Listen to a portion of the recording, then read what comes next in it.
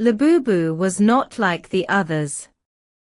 In a world full of humans and animals, he stood between them, a small creature with long ears, shiny black eyes, and sharp little teeth. He was not dangerous, but people often thought he was. Children in the nearby town whispered stories about him at night, saying he was a monster hiding in the old forest. Adults shook their heads and told them not to go near the forest edge. But Labubu was nothing like the stories. He lived in a wooden hut by the river, collected mushrooms and berries, and loved to listen to the sound of the wind in the trees. His heart was gentle, but also restless. For many nights, he dreamed about the world beyond the forest. He imagined mountains taller than clouds, seas wider than the horizon, and cities shining with lights. One autumn morning, as golden leaves fell slowly from the trees, Labubu made a decision. He would leave the forest. He would travel into the unknown world and discover who he truly was. Labubu's first step was not easy. He walked along the small path that led to the village. People stared at him, and some quickly closed their doors. But one old woman, who sold bread near the market square, looked at him kindly. "You are the forest creature," she said softly. Labubu nodded. He expected fear, but the woman smiled. "You don't look like a monster to me. You look lost." She gave him a small piece of bread and whispered, "If you are searching for something, maybe this can help you." From under her table, she pulled out an old map. The map showed a long road, crossing rivers, mountains, and ending at a place marked with a star. "What is there?" Labubu asked. "No one knows for sure," the woman replied. "Some say it is a city of magic, where even the strangest creatures can belong." Labubu held the map tightly. For the first time, he felt hope. Maybe this journey would lead him to a place where he was not feared. That night, under the silver moonlight, Labubu packed a small bag with food, a blanket, and the old woman's map. With courage in his heart, he stepped out of the forest and into the wider world. The first days of travel were peaceful. Labubu followed the map along green fields and rolling hills. Birds sang above him, and rabbits hopped across his path. For a moment, he felt free. But on the third night, he reached a broken bridge over a deep river. The planks were old, and the wood creaked under his feet. As he stepped forward, he heard voices. "Go back," one voice whispered. "You are not welcome here," said another. Labubu looked around, but there was no one. The voices came from the wind, from the water below. He felt fear in his chest, but also determination. "I cannot go back," he whispered to himself. "I have to know what waits for me." Carefully, he crossed the bridge. The voices grew louder, trying to scare him. His long ears shook, his small hands gripped the rope tightly.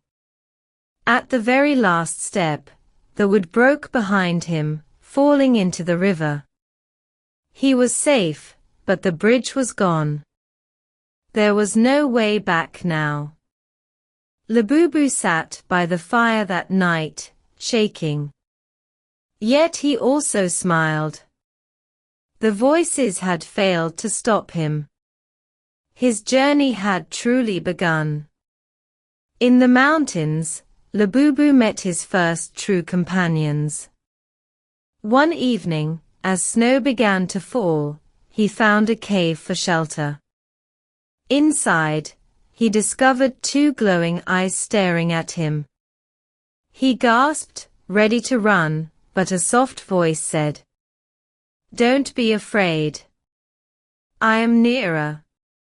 From the shadows stepped a young girl with silver hair and a cloak of feathers. She explained she was a wanderer too, searching for her missing brother. Beside her was a talking fox named Taro, with fur as red as fire. At first, Labubu felt shy, but soon he laughed with them by the fire. They shared stories, dreams, and bread. For the first time, Labubu felt what friendship meant. Together, they continued the journey. Neera could read the stars, and Taro had sharp eyes to spot danger. Labubu, though small, was brave and quick. They protected one another, and step by step, the world became less frightening. After many weeks, the three travelers reached a great city, but it was not the city of magic. It was dark, with tall walls and guards at every gate. People whispered in the streets, afraid of something unseen. In the center of the city stood a black tower. Neera said, "I feel my brother is inside." Labubu wanted to help, even though fear returned to his heart. At night, they sneaked into the tower. Inside, they found prisoners locked in cages, creatures like Labubu, strange and different, taken from their homes. One guard shouted, "Stop them," and the tower filled with torches and steel. Taro bit the ropes, Neera unlocked the cages, and Labubu, small and fast, stole the keys from the captain.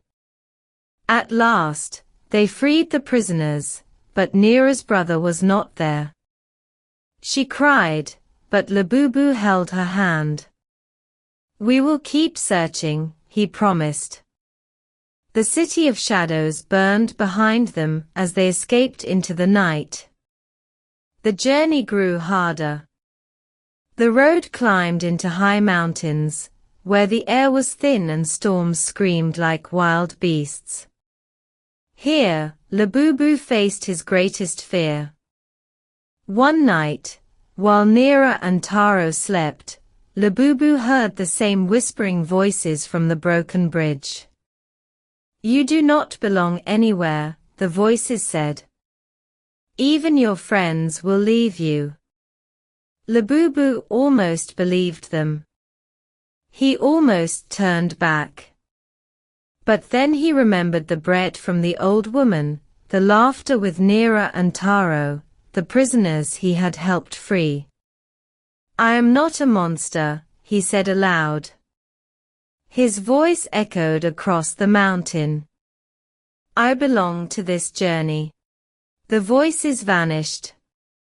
From that moment, Labubu walked taller, his ears high, his eyes bright. He knew the journey was changing him.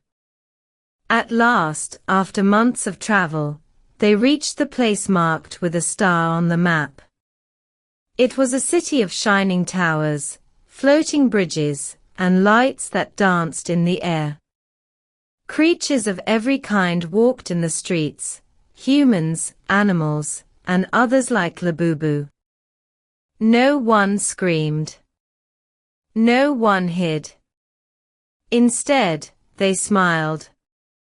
"This is it," whispered Neera. "The city of magic." In the great hall, wise guardians listened to their story.